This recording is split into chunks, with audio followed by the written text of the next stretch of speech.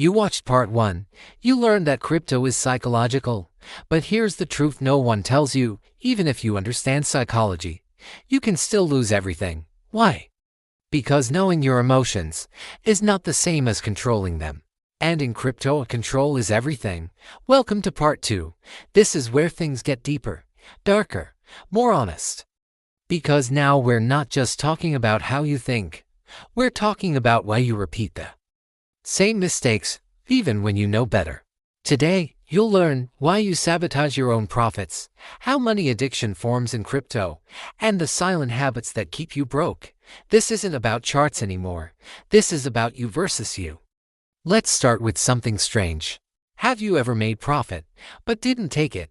You watched your portfolio go up, higher, and instead of selling, you held. Then suddenly it crashed, and your profit disappeared.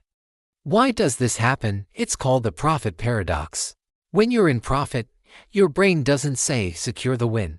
It says, what if it goes higher? Because your brain is wired to avoid regret. Selling too early feels painful. So you hold, not because it's smart, but because you're afraid. And that fear costs you everything. Crypto doesn't just make money. It creates dopamine. Every green candle, every pump, every sudden gain, your brain gets a reward hit.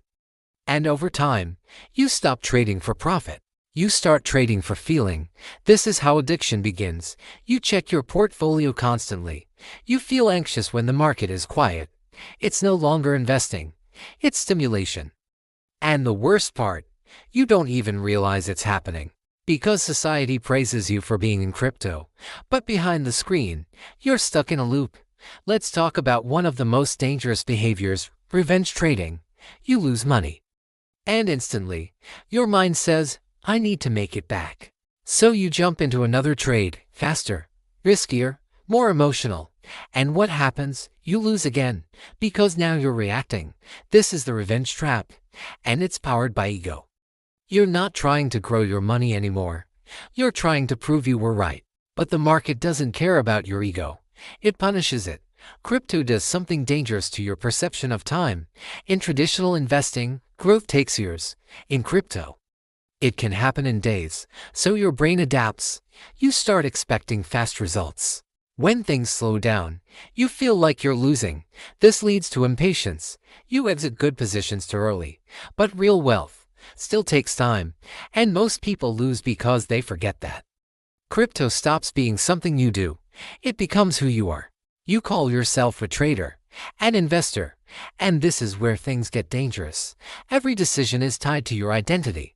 If you're wrong, it's a threat to who you think you are. So you ignore reality. You hold losing positions to protect your identity. But the market doesn't reward identity. It rewards objectivity. After a few wins, something shifts. You start feeling unstoppable. You think, I figured it out. You take bigger risks. This is overconfidence, and it's responsible for some of the biggest losses. The moment you believe you can't lose, you've already lost control. So how do you escape? Not with a better coin, but with rules. Simple, non-negotiable rules. Decide your exit before you enter. Never trade based on emotion. Accept losses as part of the game. Take profits without guilt. Step away when you feel overwhelmed.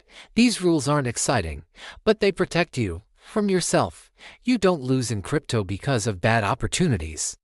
You lose because of bad decisions. And those decisions come from your psychology. Part 1 showed the problem.